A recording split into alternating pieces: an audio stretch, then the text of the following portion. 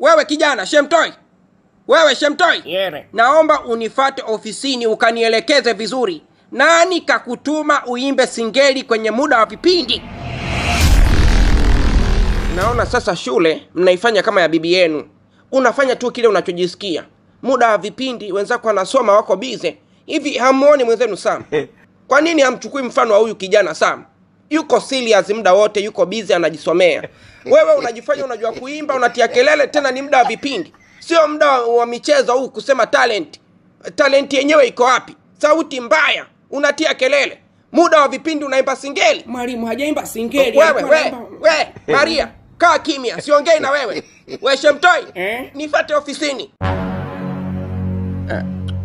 Anakwenda kuntia viboko hivyo tena. Nifuate ofisini Shemtoi, na nakupa dakika moja tu. Zaidi ya hapo hatutaelewana kabisa.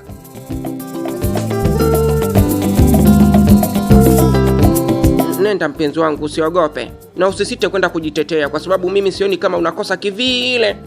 Ni jansi tu talent, mtu kuonyesha talenti yake sio vibaya.